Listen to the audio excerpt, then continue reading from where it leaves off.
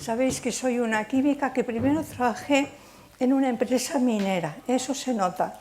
Después fui agricultora durante 24 años y después me dediqué a la dietética por mis problemas de salud, que yo arrastraba desde muy joven una artrosis, que al principio no se calificó como artrosis, porque comí muy mal en Madrid. Yo fui a Madrid al colegio en el año 39, recién acabada la guerra, y allí hice sexto, séptimo de bachillerato y toda la carrera, comiendo muy mal porque no había comida y las pobres monjas, pues estaban en residencias de religiosas, no tenían para darnos. Entonces yo empecé con una artrosis muy joven, sobre todo tenía dolores de cabeza, porque de pequeña había tenido una caída de culo que me movió la quinta lumbar hacia adentro, la cuarta cervical hacia afuera, y claro, eso me agravaba las molestias. Luego ya, pues, cuando ya empecé a trabajar en Bilbao, a comer bien y a hincharme a chocolate, pues mejoré. Pero luego me casé y al tener hijos y seguir comiendo mal, porque yo desayunaba a base de dulces, croissants, tal, bueno, total, que me dediqué a la dietética para controlar la diabetes. La diabetes se me produjo porque comía mal y porque me dieron cortisona para la artrosis, lo cual es una barbaridad, sabemos ahora. Pero bueno, entonces hice una diabetes y entonces me dediqué a la dietética, empecé a comer bien por la diabetes y leí un librito que se llamaba Virtudes curativas del magnesio, estaba escrito por un jesuita, con lo cual era lógico que llamara virtudes curativas, virtudes a lo que hacía de bueno. Y aquel libro al principio yo pensaba, tomadura de pelo, arregla tantas cosas. Pero cuando leí que iba bien para los forúnculos, yo tenía forúnculos en la cara que no me había curado nadie. Y en Bilbao y en Barcelona me habían quemado 2 veces con rayos ultravioletas la cara hasta que me caía la piel. Bueno, yo pensé, pues voy a tomar magnesio, porque también entendí que con el abonado que estábamos haciendo desde los años 50 en España, eso, no estábamos restituyéndolo a los suelos el que sacaban las cosechas. Total, que empecé a tomar magnesio, en mes y medio se me curaron los forúnculos. Y al cabo de 3 años me pude quitar un corsé de varillas que llevaba desde los 41 años. Entonces tenía 52. O sea, yo llevé desde los 31 años hasta los 52. Yo llevé el corsé de varillas 21 años. O sea, desde los 31 hasta los 52 que me lo pude quitar. Todo lo explicaba a los médicos, entonces yo trabajaba en una empresa que hacía complementos dietéticos, lo explicaba a los médicos, incluso luego cuando publiqué los libros y eso, pues hubo médicos que dijeron que era una indocumentada y además una irresponsable. Y esto está escrito negro sobre blanco en la página 132 de un libro escrito por un médico. Bueno, total que yo, como conocía lo de la artrosis, y lo empecé a recomendar a la gente, usted coma bien. Y entonces pues la gente empezó a mejorar, y precisamente en Zaragoza hubo una mejoría muy llamativa, porque era un señor de 32 años que iba con bastón y trabajaba en el Canal de Aragón y era muy conocido. Yo le dije, mire, tienes que comer bien, desayunar bien, comía poca proteína, tienes que tomar proteínas en las 3 comidas porque el cartílago, el colágeno es proteína, tienes que tomar magnesio, como he tomado yo, y soltó el bastón. Yo siempre digo que las artrosis más agradecidas son las de rodillas cuando sueltan el bastón, porque la de columna no se nota. Total, no se nota a la vista de los otros. Total que lo que me empezaron a decir los médicos, y hubo uno que me dijo, mire, señora Justicia, usted es una científica, es una química, yo soy un médico, explíquemelo científicamente. Y fijaros bien, yo tuve la inmensa suerte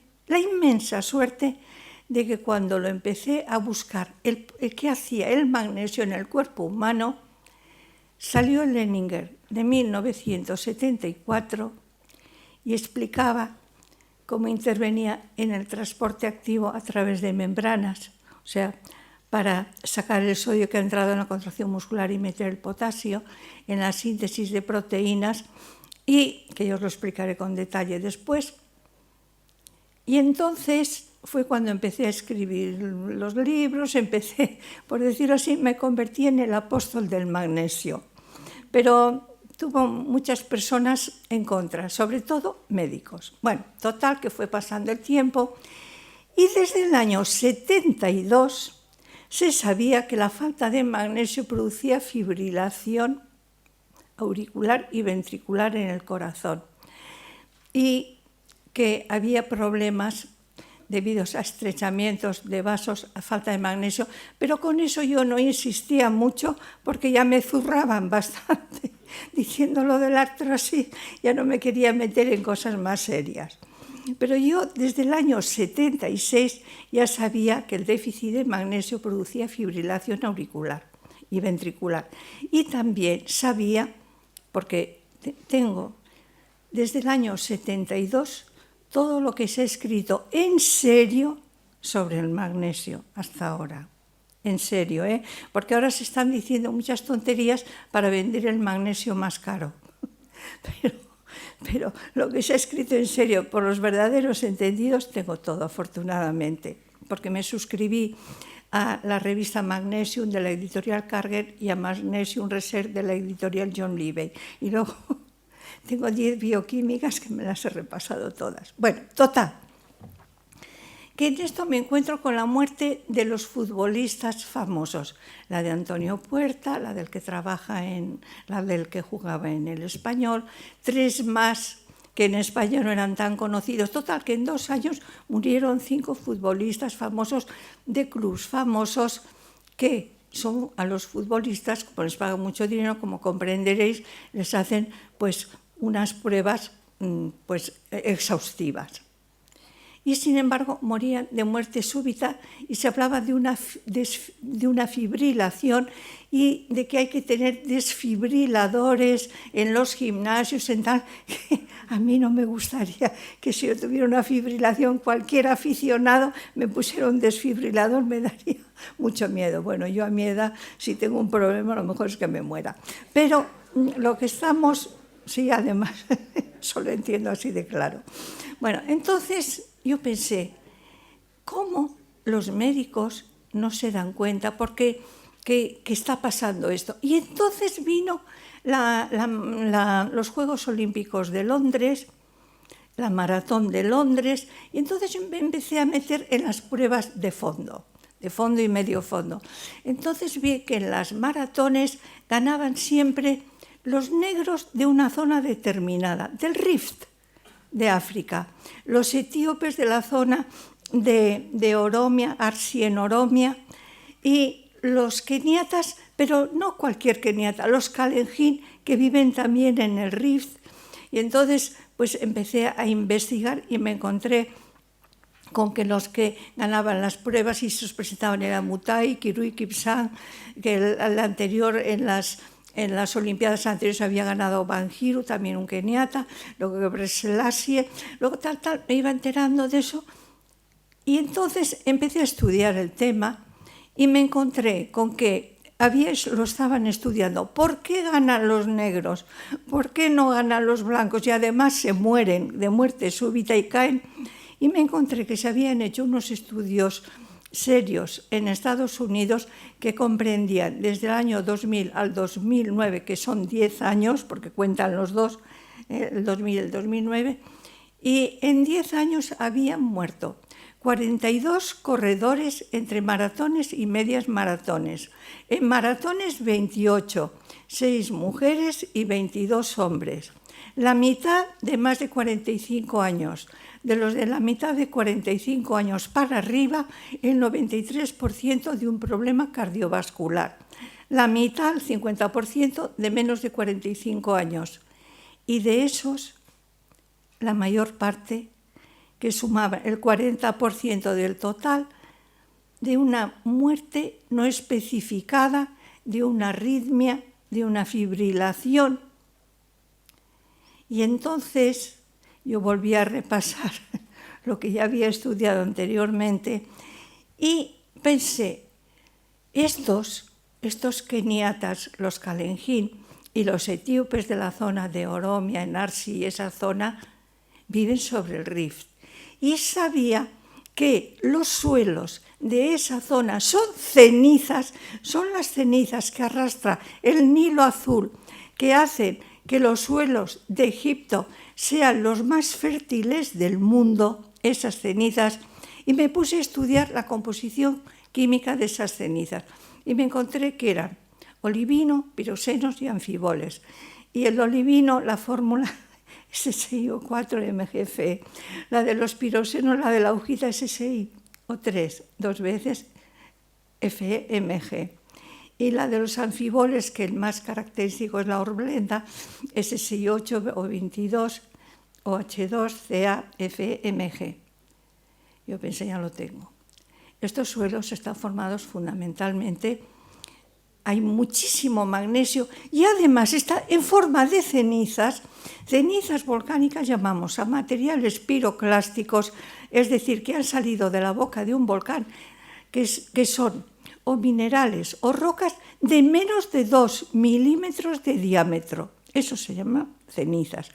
Y al ser tan pequeñas son fácilmente meteorizables y sus minerales aprovechables por los cultivos. ¿Cuáles son los cultivos más ricos en magnesio? No son las plantas verdes, que todavía algunos lo dicen. No. Los alimentos más ricos en magnesio son las semillas. Entre todos, la reina de las semillas más rica en magnesio es el cacao. El cacao tiene alrededor de 500 miligramos por 100 gramos de cacao. Y las semillas, alrededor de 230, 240, la harina de soja, las almendras, semillas de aquella zona que aquí no son muy conocidas, ciertos frijoles. Y entonces yo pensé, esta gente tiene las reservas de magnesio que están en el periósteo del hueso, las reservas, 66% del magnesio del cuerpo humano está formando reservas en los huesos y el resto está fundamentalmente en el interior de las células. En el interior hay una concentración, o debe haber una concentración de 10 milimoles, y en el exterior, o sea, en el suero sanguíneo, de 1 milimol. O sea, la concentración del interior de las células es 10 veces superior a la del suero sanguíneo. Entonces, buscando el tema, yo ya me había metido en una cosa que me gustaba. Me encontré también con la composición en elementos de los suelos de esa zona. Y si queréis os los apuntáis. Mirad, el 44,8% de oxígeno, el 21,5% de silicio. Y fijaros lo que os digo, y el 22,8% de magnesio, más que silicio en esa zona, 5,8% de hierro, alrededor del 2% de calcio y aluminio, y ya 0 y 0,01% de sodio y de potasio en esa zona, porque hay zonas volcánicas, por ejemplo, en Tenerife hay zonas del Teide que las lavas son de riolita, que tiene la misma composición del granito. La riolita tiene la misma composición, pero las lavas, o sea, las cenizas, porque además son lavas en forma de ceniza, son donde están viviendo esas personas, la composición es riquísima en magnesio y además fácilmente aprovechable por los vegetales, porque precisamente por eso, porque son cenizas. Como me costaba creer, y ya os digo que yo empecé trabajando en una empresa minera, pues busqué en la geología que tenía, en la enciclopedia de geología que tenía, y entonces salió esto. Fijaros bien, en esta zona de abajo es de la que están formadas esas rocas que son adburguitas, que son peridotitas y que son dunita. Pues la composición de estas rocas, si os fijáis, en azul está expresado en óxidos. O sea, yo me sabía las fórmulas de los minerales, me sabía la fórmula, me la aprendí en elementos. Me costaba creer. y me lo encontré en óxidos. Y fijaros, en azul está representado el óxido de magnesio. Y esta gente que vive en estas zonas, vive sobre suelos que tienen esta composición. Y los blancos, que vivimos sobre suelos de granito, sienitas, dioritas, la de arriba. Fijaros la cantidad de magnesio que hay en nuestros suelos. Porque los suelos de los granitos, sienitas y dioritas están formados fundamentalmente por ortoclasas, que son compuestos de silicio, aluminio y las ortoclasas y potasio, y las plagioclasas por silicio, aluminio, bueno, siempre oxígeno, y aluminio y sodio, y aluminio y calcio. La anortita, la albita es sodio y la anortita es calcio. Entonces lo entendí todo. Y vosotros, si me habéis seguido y si me he sabido expresar bien, también lo habéis podido entender. Entonces, fijaros bien, la importancia que tiene el magnesio en los corredores y en los que no corremos también. Mirad, los corredores están contrayendo y relajando la musculatura del aparato locomotor de brazos y piernas, pero también las arterias tienen dos túnicas musculares, una longitudinal y una circular, y luego un endotelio, y el corazón está haciendo así para bombear la sangre. Y entonces sabemos que, me pones por favor la siguiente, sabemos que para que el músculo se contraiga, os digo, del aparato locomotor, de las arterias y también el del corazón, para que el músculo se contraiga hace falta ATP y calcio, y el músculo hace esto. Y fuera hay calcio y sodio, y dentro hay potasio y magnesio, pero la concentración de iones calcio y sodio es mucho mayor, la de fuera, que la de potasio y magnesio en el interior. Por eso hay una diferencia de potencial eléctrico que se llama potencial de membrana de unos 70 milivoltios. Por eso se habla que el músculo trabaja eléctricamente, y en razón. Cuando el músculo se contrae, hace falta ATP y calcio, y el músculo hace esto, se desliza la actina entre la miosina, y se abren unos canalitos por los que entra de una manera, vamos a decirlo, natural, calcio y sodio al interior. ¿Por qué? Porque fuera hay más que dentro. Y sale potasio fuera. ¿Por qué? Porque dentro hay mucho más que fuera. Y para que el músculo se relaje, que haga esto, tenemos que meter el potasio, que de eso se habla siempre, pero no se habla de meter, se dice que se necesita potasio. Yo os lo digo, lo que tenemos que hacer es volver a meterlo en el músculo, esa es la verdad. Y lo que no se dice nunca, tenemos que sacar el sodio y el calcio, y eso no se explica nunca, al menos yo no lo he oído. Entonces, fijaros bien, para sacar el sodio y el calcio que tenemos que sacar y meter el potasio, hay unas bombas. Hay una bomba que saca el calcio que se llamó electrogénica, porque se creía que era la que creaba otra vez la diferencia de potencial eléctrico. Y hay otra bomba que se llamó neutra acoplada, que es la que mete el potasio y saca el sodio.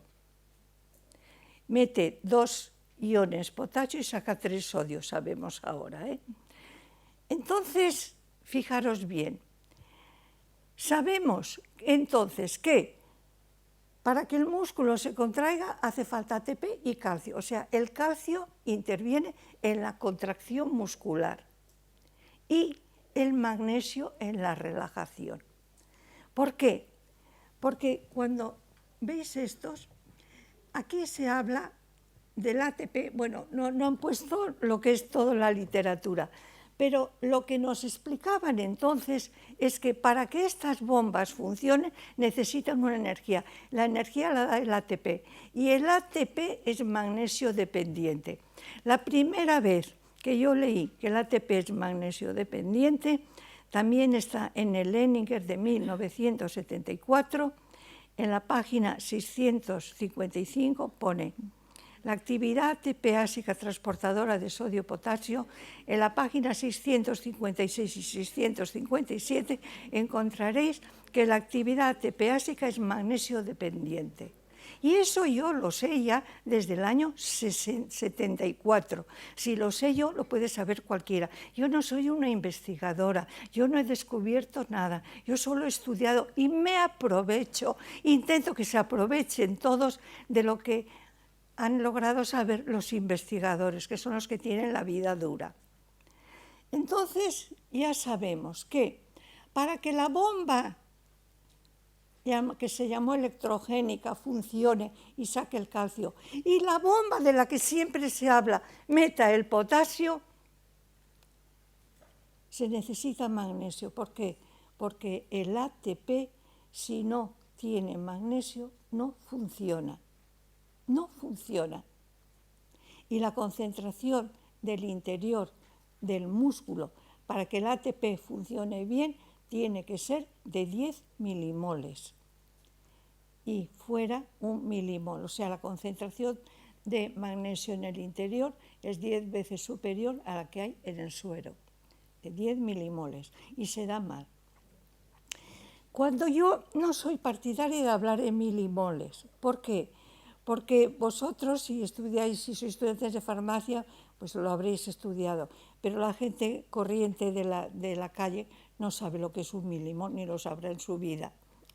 Entonces, yo soy partidaria de dar la concentración de ion magnesio en el suero, que es donde se suele medir normalmente y donde es más fácil de medir, en miligramos por 100. Y apuntároslo si queréis.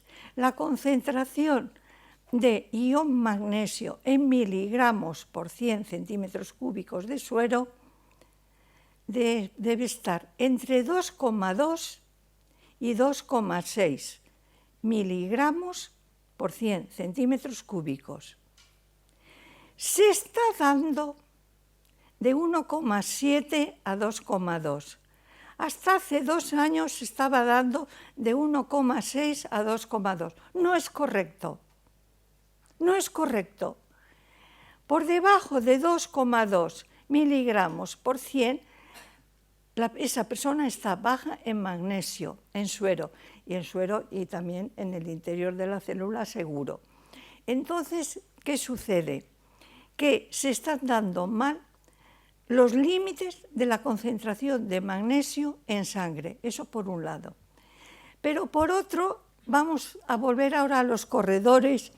¿Y por qué yo siempre pongo magnesio en todo? Mirad, esos corredores que ganan las competiciones de fondo, que casi no tienen problemas de muertes por problemas cardiovasculares, están tomando magnesio desde chiquititos.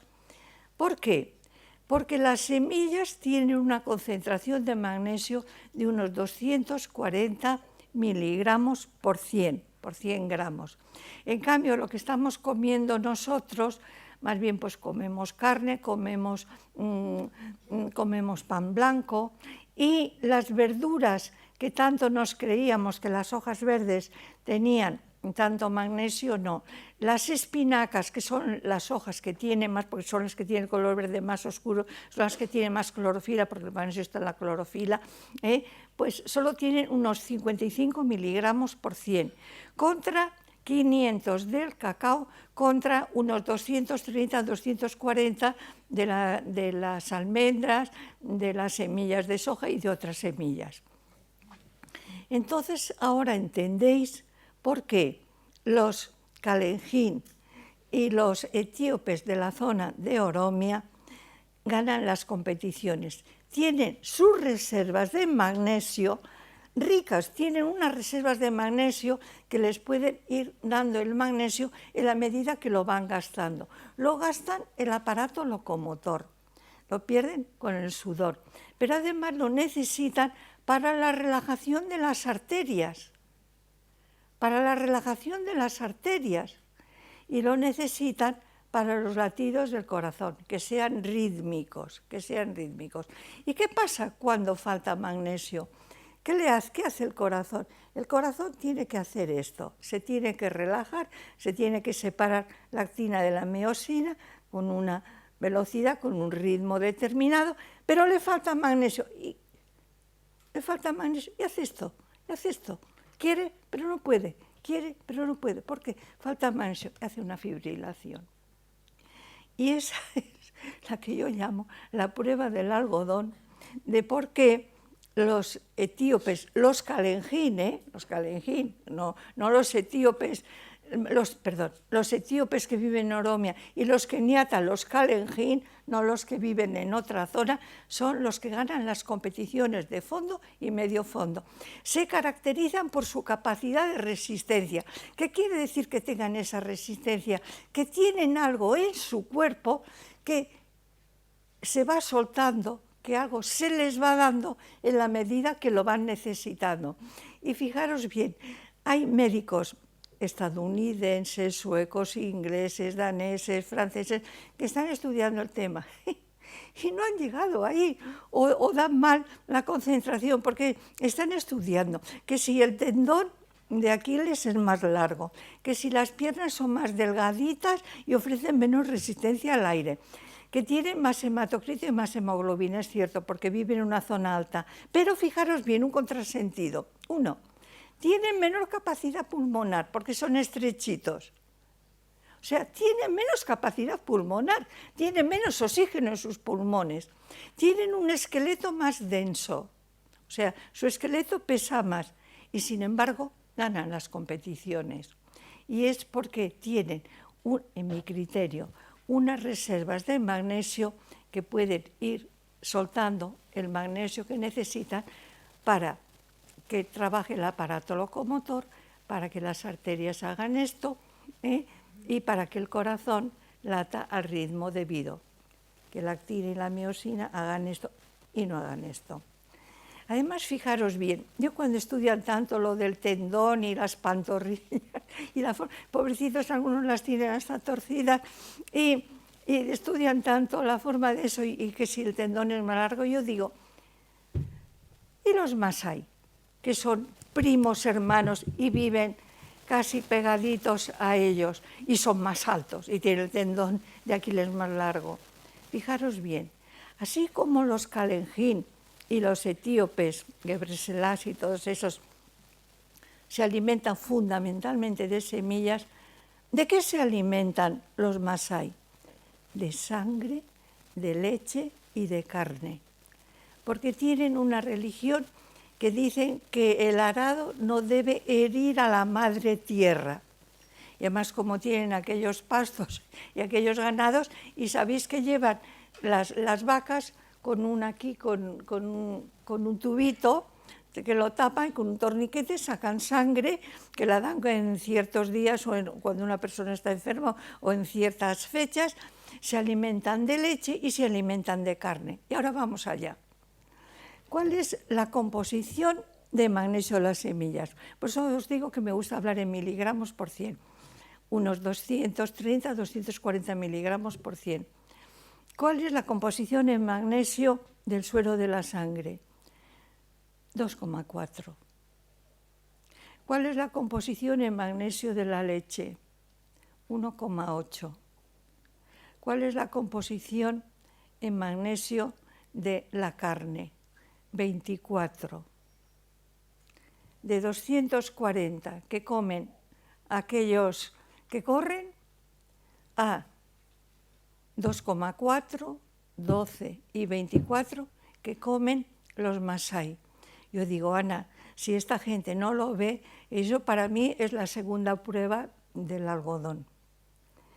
Y entonces, fijaros la importancia del magnesio en el trabajo del aparato locomotor, por lo tanto en el cansarnos o no cansarnos, en el trabajo de las arterias que se relajen para dar paso a la sangre y no queden contraídas, y en el trabajo del corazón. Pero pasamos a lo siguiente, a este. ¿Cómo obtiene el cuerpo la energía? ¿Y de dónde? Fundamentalmente de los hidratos de carbono, y aquella gente come muchas semillas que tienen muchos hidratos de carbono. ¿Y qué hace el cuerpo con los hidratos de carbono? Hace la digestión del almidón, la glucosa, los azúcares no necesitan digestión, la sacarosa sí, pero los monosacáridos no. Y entonces la glucosa, que proviene de la digestión del almidón, entra en lo que llamamos, tiene 6 átomos de carbono, entra en lo que llamamos degradación de Meyerhof, formamos ácido acético que se une al coenzima, y yo a la gente le digo, mire, la glucosa es como el petróleo, y el acetil-CoA es como la gasolina que ya se quema en el motor. Y ese acetil-CoA ya entra en el ciclo de Krebs, y allí sufre una serie de combustiones, y al final obtenemos energía, joules, para movernos. La energía la obtenemos quemando la glucosa en el ciclo de Krebs, y cuando hemos gastado la glucosa, la grasa, pero fundamentalmente la glucosa, y en el ciclo de Krebs, y obtenemos energía, joules, y formamos vapor de agua y anhídrido carbónico que expelemos. Y en el año 72 os pongo el final del ciclo de Krebs, me he comido toda la degradación de Meyerhof y todo eso, hemos llegado al final al ciclo de Krebs, y fijaros que en el año 72 ya sabíamos que en 2 pasos interviene el hierro, interviene el hierro en 2-3 pasos, y por eso ya años, eso se sabía ya años atrás, una vez estás cansado, te faltará hierro, y en el pueblo antes los médicos no necesitaban hacer análisis, te hacían así, te decían, te falta hierro, estás anémica. Te bajaban el párpado y ya sabían si estabas anémica o no, no necesitaban hacer análisis. Y te falta hierro, y por eso te cansas tanto, y por eso te despiertas cansada, y por eso estás tan cansada. Y llegamos a los años 80, me pasas el siguiente, por favor. Y fijaros bien, ese es el ciclo de Krebs, que está representado en 2 círculos, están los enzimas y coenzimas. Y como siempre, el hierro. Y como nunca, en 5 pasos interviene el magnesio. Por eso la falta de magnesio también da cansancio. Incluso el despertarse cansada. Por eso incluso hay personas que no tienen anemia y sin embargo se cansan mucho y se despiertan cansadas y se cansan con facilidad. Y esto lo podéis encontrar. El ciclo de Krebs anterior estaba en el Carlson del año 72 y esto lo podéis encontrar en el del año 80, lo podéis encontrar en una bioquímica médica, y lo encontraréis ya así, expresado. Entonces, fijaros bien, se llama Montgomery Dreyer, esa bioquímica médica, Montgomery Dreyer, del año 80 ya está expresado. O sea que yo ya desde el año 80 también sabía que el magnesio interviene en la obtención de energía. Y entonces, fijaros bien la importancia que tiene esto para los corredores de fondo y de medio fondo. Que yo digo, casi todas las medallas de oro para las pruebas de fondo y medio fondo se las llevan esos atletas, que son negros. Y en cambio los blancos son los que se mueren. Mirad, en la Beovia San Sebastián, que son solo, vamos a decirlo así, 20 kilómetros, porque la maratón son 42 kilómetros, 195 metros.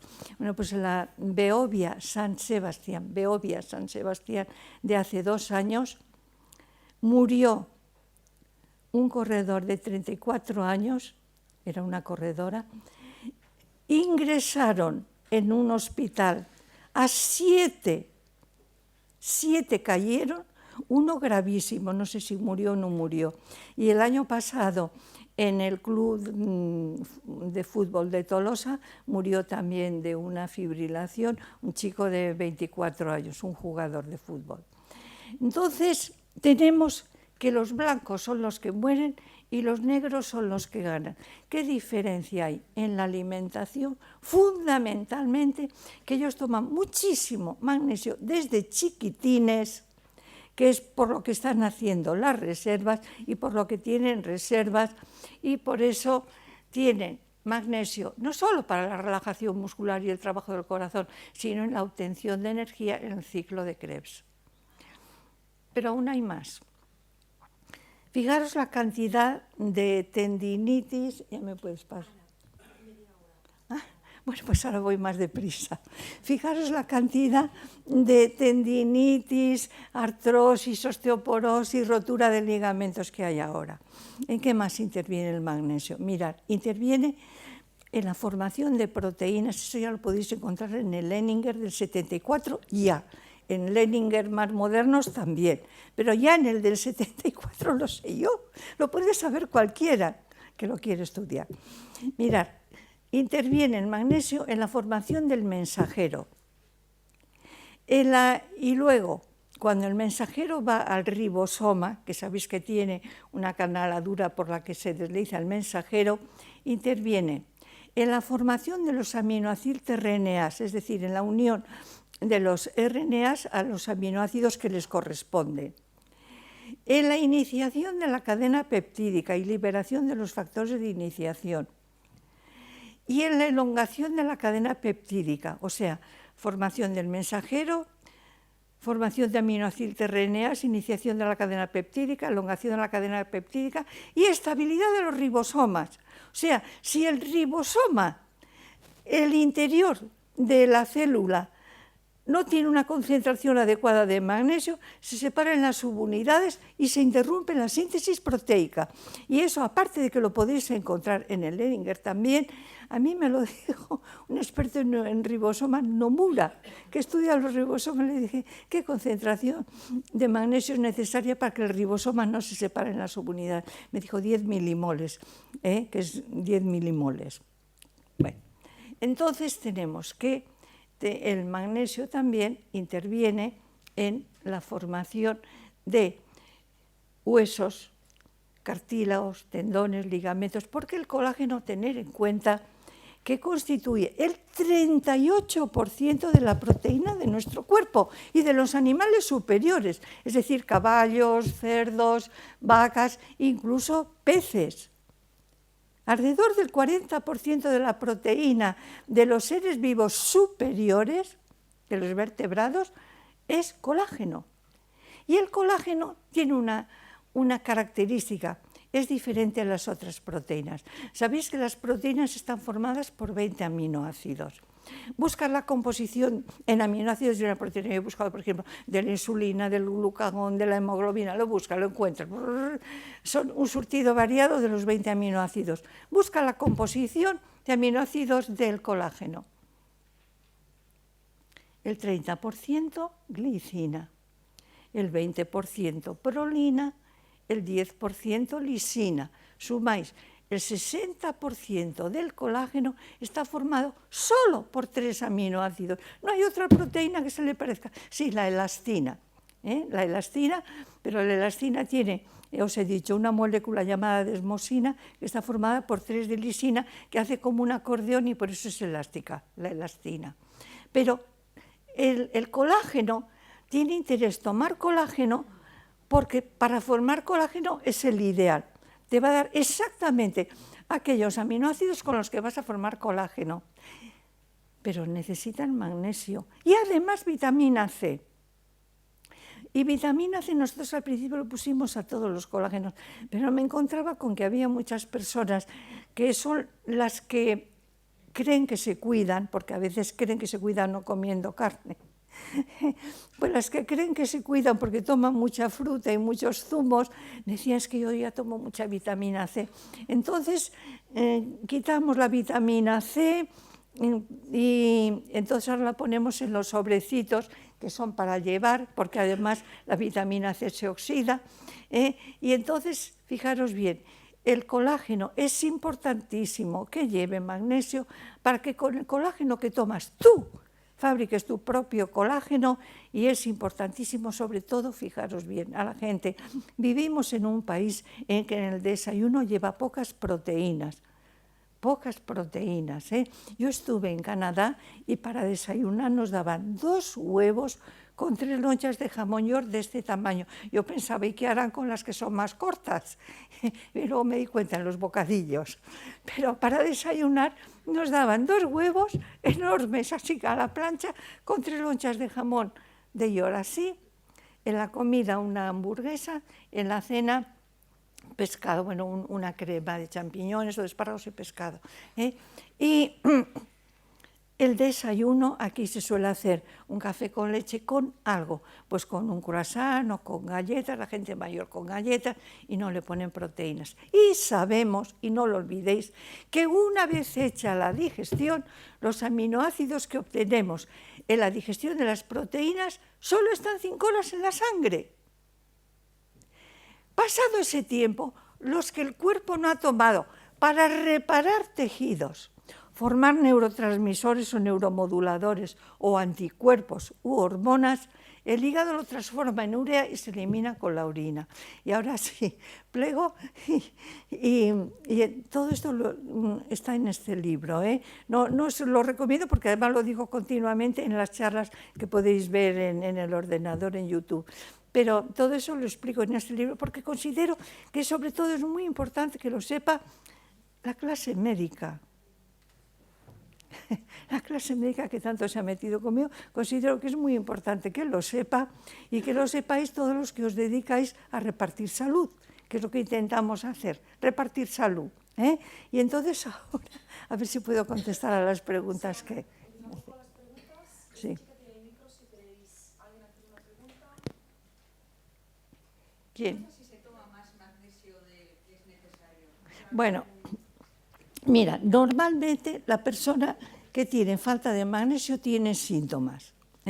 O sea, una vez venía un señor con su esposa y el señor estaba empeñado en que le diera magnesio a la señora. Y la señora me decía, yo me encuentro muy bien, todos los días ando, todos los días nada, tal. Y yo le decía al señor, ¿por qué le voy a dar magnesio si esta señora me está diciendo que se encuentra muy bien y que nada y que eso y que no se cansa? Pues no le di. Entonces, ¿cuándo nosotros podemos saber que tenemos falta de magnesio? Si nos despertamos cansados, si nos cansamos con facilidad, si tenemos contracturas o calambres, que en catalán llaman rampas, si tenemos la sensación de que un párpado late como un ti, o tenemos un hormigueo alrededor de la boca, o vas a tragar y parece que se atraganta aquí, o tienes espasmos, o tienes hipo, o bostezas, o tienes espasmos en el intestino, y eso,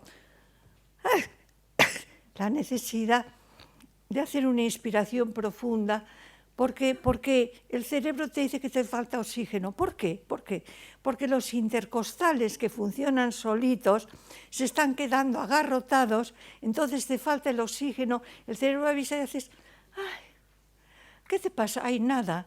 Pues ¿por qué suspira? Ah, pues no sé. Me pasaba a mí y le pasa a muchas personas. Y luego ya, cuando la falta de magnesio ya es severa, pinchacitos en la región precordial, que asustan mucho, arritmias, taquicardias, cerrar los ojos y ver lucecitas, o lo que los franceses llaman flux visuel. Estás leyendo y parece que las letras se mueven un poco, o vas por la calle y parece que las casas parece que se mueven un poquito. Pues todo eso son síntomas de una deficiencia severa de magnesio. Y si os lo miran en la sangre y os dicen que está bien, comprobarlo vosotros. Solo está bien, de 2,2 a 2,6. Se decía que estaba bien a 1,6. Y os puedo decir que los expertos verdaderos, los de verdad en magnesio, dicen que a 1,4 ya puede venir la muerte súbita. Si a 1,4 puede venir la muerte súbita y dan como bueno 1,6, como digo yo, estamos muy cerquita de tener un buen susto. Normalmente se tira, para que el magnesio pase del intestino a la sangre necesita unos transportadores unos carriers, unos transportadores. Esos transportadores, perdón, los tenemos en número limitado. O sea, usted tiene los que tiene en su pared del intestino y yo los míos. Y por eso del magnesio, con suerte, aproximadamente solo pasa un tercio del que tomamos, cuando lo tomamos en forma de cloruro carbonato, a la sangre. Porque la falta de transportadores, o sea, el número de transportadores es el que permite que el magnesio pase a la sangre, y por eso el magnesio es un laxante osmótico. ¿Por qué? Porque tiene dos cargas positivas y como las moléculas de agua son polares, les rodean por la parte más negativa y los iones magnesio continúan con las heces rodeados de moléculas de agua y entonces las heces llevan más agua. Y ahora sabemos, desde que se hacen trasplantes y se mira la compatibilidad entre donante y receptor, que todas las personas que tienen el sistema HLA-BW minúscula 35, todos tienen déficit de magnesio. Todos, porque yo me imagino que soy de esos, porque yo he tenido todos los síntomas. Yo cuando leía, yo los había tenido todos. Bueno, pues esas personas que tienen el sistema HLA-B35, que son aproximadamente el 8% de la población, tienen un déficit de magnesio, porque lo absorbemos mal, porque lo almacenamos mal, o porque movilizamos mal el almacenado, o porque perdemos más en la orina. Y esas personas, que normalmente somos personas ansiosas, preocupadas, perfeccionistas en ciertos aspectos. Yo soy perfeccionista en unos aspectos y en otros me da todo igual, pero en algunos aspectos soy muy perfeccionista. Esas personas, sus necesidades de magnesio están acrecentadas y se calcula que deben tomar de 700 a 1400 miligramos de ion magnesio día. Y esto está dicho por los expertos, por Durlac y por los expertos alemanes, de 700 a 1400 miligramos de ion magnesio al día. Porque, ya os digo, lo absorbemos mal, lo almacenamos mal o perdemos más en la orina. Personas con sistema HLA-B35. ¿Y cuál es la diferencia entre las distintas sales? ¿Cuáles recomienda? ¿El carbonato? Sí, el yo cloruro? las más baratas, guapa. Las más baratas además son las más... Sí. Todo lo que se está escribiendo ahora del magnesio, que sí es el mejor, eso son tonterías, eso son para cobrar. Mirad. El ion magnesio, lo toméis como lo toméis, cuando llega al estómago, ¿en qué se transforma? Sabéis química, en cloruro. ¿Por qué? Porque en el estómago tenemos ácido clorhídrico, nuestro estómago fabrica ácido clorhídrico y tenemos un pH de 1,1 a 2. pH 1,1. ¿Cuáles son los 3 ácidos más fuertes que existen en la superficie de la Tierra? El clorhídrico, sulfúrico y nítrico. O sea que toméis lo que toméis, se os va a transformar en cloruro. Toméis lo que toméis. Y lo que sucede es que se puede tomar cloruro o carbonato, son los dos baratos. El carbonato también se transforma en cloruro cuando llega al estómago, y además son los que aproximadamente se aprovecha el 25%, tiene lo que llaman biodisponibilidad del cloruro y el carbonato es del 25%. Y de los complicados que son caros, dice, la biodisponibilidad es mayor. ¿Por qué? Porque estás tomando poquito. Como estás tomando poco, de esos poquitos que tomas, muchos de entre esos te pueden pasar a la sangre. Cuando tomas muchos te pasan menos. Por eso entonces, para cobrar más hablan de la biodisponibilidad. La biodisponibilidad del citrato de lactato es mayor, claro, porque tiene mucho menos. ¿Cuál es la fórmula del lactato? CH3, CHOHCOO. Otra vez, CH3, CHOHCOO, Mg. ¿Cuál es la fórmula del citrato? COO, CH2, COH, COH, CH2, COO. Y luego magnesio, pero hay 3 de citrato formando unos complejos con el magnesio. O sea que no os creáis, normalmente las tomaduras de pelo abultan, siempre están apuntando al bolsillo. Normalmente las tomaduras de pelo no apuntan al pelo, apuntan al bolsillo. Y yo siempre digo, mira, la persona que tiene un problema se le tiene que ayudar de la manera más barata posible, porque además es para toda la vida, porque la resorción y neoformación de tejidos ocurre diariamente, todos los días, toda la vida. Y ahora os voy a decir una cosa que cuesta creer. Diariamente, en una persona de 70 kilos de peso, o sea, una persona y más alta que yo, me imagino, una persona que pese 70 kilos y mida más o menos unos 70 y tantos, diariamente se deshacen 400 gramos de proteína al día. Se deshace en aminoácidos. De esa cantidad se recuperan las 3/4 partes. Se vuelven a utilizar, a reutilizar esos aminoácidos. Pero hay una 1/4 parte, que son unos 100 gramos en una persona alta, supongo que unos 70 gramos en una persona de mi estatura, que tenemos que ingerir tomándolo en forma de proteínas. Lo tenemos que tomar. Eso de los 400 gramos cuesta tanto creer, que os lo digo, está en la página 471 del Leninger de 1980 y en la página 201 del Jungermann-Moller de 1980. Os lo podéis buscar allí. Cuesta creer, por eso me lo aprendo, porque a la gente le cuesta creer, a mí me costaba creer, y por eso me lo he repasado tantas veces que llega un momento que ya te lo sabes. De modo que tenéis que, vosotros si sois farmacéutica, recomendar cosas baratas, sencillas, es para toda la vida, le hacéis un favor y además de paso os estáis haciendo un favor a vosotros, porque la gente os va a creer.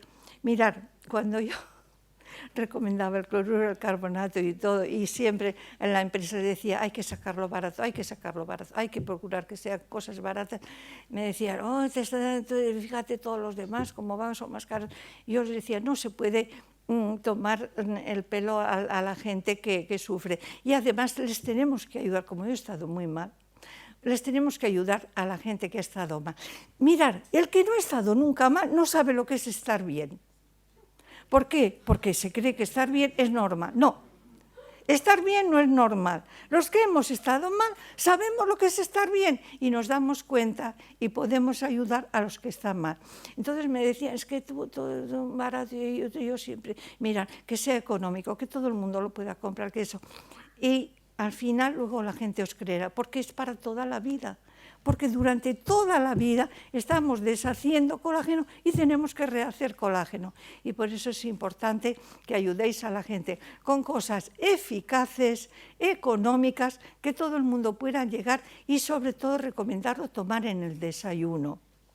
Se puede tomar el que se quiera, porque es comida, pero había la tontería, y digo y repito la tontería, de que de magnesio no se tomara más de 300 miligramos al día.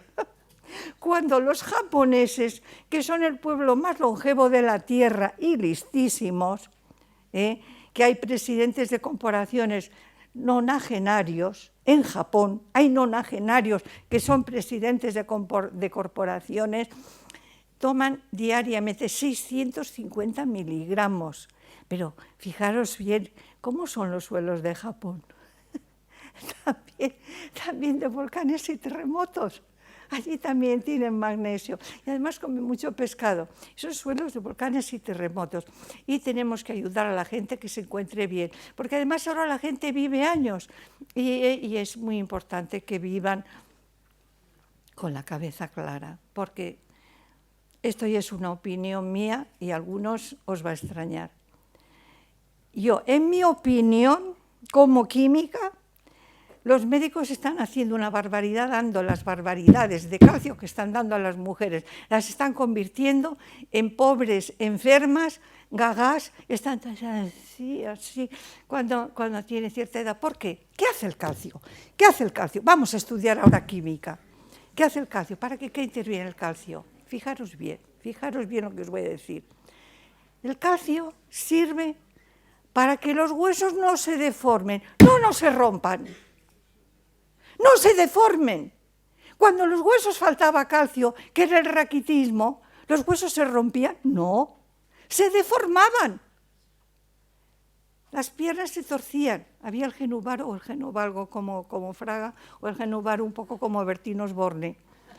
Había el tórax en forma de pecho de pichón, porque el niño, cuando las madres no tenían leche y les empezaban a dar pronto sopitas de pan, y las leches, no había leches maternizadas, a principios de los siglos XX y antes, la gente tenía problemas cuando la lactancia no duraba 1 año o año y medio. Y entonces hacían el pecho en forma como de quilla de barco, en forma de pecho de pichón. O sea, el calcio tiene importancia en el hueso para que el hueso no se deforme, y el colágeno para que sea un poco elástico y con un golpe o con una presión no se rompa. Los cuerpos fuertes se rompen, los diamantes los rompen cascándolos. Los cuerpos flexibles se deforman. Y en el hueso tiene que haber una relación entre colágeno, para que se pueda deformar un poquito con un golpe, con la presión, y el calcio para que no se deforme. Y os están diciendo, y es mentira, que el calcio es para que el hueso no se rompa. ¡Mentira! Si los huesos no tuvieran calcio, no se romperían, no cascarían. El hueso se rompe cuando le falta colágeno, es decir, cuando deja de ser flexible. ¿Cuándo se ha osificado el hueso del todo? A los 21 años. Los jóvenes, los niños se rompen los huesos con la facilidad que los ancianos no. ¿Por qué? Porque tienen más colágeno, la proporción. Estoy hablando de proporción de colágeno en relación con el calcio es mayor. Y los huesos se rompen cuando, fijaros que no estoy hablando de cantidad, ahora estamos en matemáticas. Cuando la proporción mineral es mayor, por decirlo así, que la conveniente en relación con el colágeno, el hueso casca. Y ahora os encontráis que todas las personas que han tomado bifosfonatos durante bastante tiempo, se les está cascando espontáneamente las vértebras. Y los dentistas les fallan los implantes. ¿Por qué? Porque aparte de que el calcio no es lo que no hace que se rompa el hueso, precisamente es lo que hace que se rompa. Además, los bifosfonatos necrosan los huesos, Y a mí me han venido a ver 5 enfermeras en distintas ocasiones, y me ha llamado por teléfono más, diciéndome, señora la Justicia, tengo las vértebras rotas, ¿qué ha tomado usted? Ha tomado bifosfonatos. Les dices bifosfonatos, ya saben ellos por qué es el alendrónico, el Fosamax, el Fosavance, el Actonel, todos esos son bifosfonatos. Y me dicen, ¿qué tengo que hacer? Tengo el hueso necrosado. Me dice, con el colágeno se me va a revifar. Les digo la verdad, no lo sé. Si el hueso está muerto, yo no lo sé. Ahora usted tómelo para que otras partes donde no han actuado los bifosfonatos usted pueda fabricar colágeno. Encías, paredes del tubo digestivo, paredes de los vasos sanguíneos. Mirad, cuando una persona tiene mucha artrosis, yo le digo, ¿le salen morados con facilidad? Ay, sí, señoras. Al lavarse los dientes le sangran las encías, sí. ¿Por qué? Porque no fabrican colágeno que hay en las paredes de los vasos sanguíneos, porque no fabrican colágeno en las encías, porque no fabrican colágeno en el tubo digestivo y hacen malas digestiones. ¿Por qué se comen callos en Madrid y pota y tripa en Cataluña y manitas de cordero en Castilla? ¿Por qué? Porque antes se sabía que eso era bueno, se sabía empíricamente que era bueno. Ahora, normalmente, como muchas mujeres trabajamos fuera de lo que es el ámbito familiar, pues no tenemos tiempo para hacer esas comidas. Y entonces, por eso tenemos esa facilidad ahora de tomarlo en forma en polvo, en comprimidos, y tenemos la facilidad de tomar el colágeno, que antes se comía de otra manera. Se cocía el caldo, yo soy del norte, todos los días comíamos una sopa de cocido o de no cocido, en la que en casa ponían rodilla de ternera. Yo me acuerdo que iba con la abuela a la plaza y la abuela le decía, Clemente, póngame rodilla de ternera. Y Clemente, yo le daba, entonces con aquellos machetes le daban un golpazo. Y lo primero que se hacía en casa al poner, además las chapas eran de carbón. En Bilbao las chapas le llamaban bilbaínas, eran de carbón. Lo primero que ponía, yo me acuerdo allí en la esquina, era el caldo con rodilla de ternera. En otros sitios ponían huesos de cerdo, en casa ponían rodilla de ternera. De modo que más preguntas que me he alargado. Una pregunta, por favor. Los atletas de Kenia y bueno... Perdón, no le oigo bien, dígame. ¿El qué la?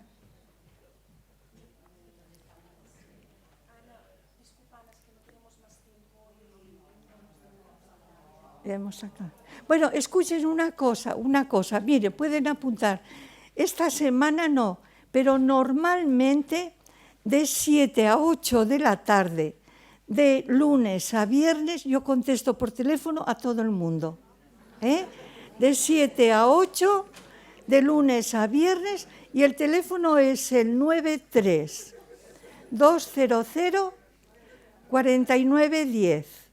Está en todos los libros,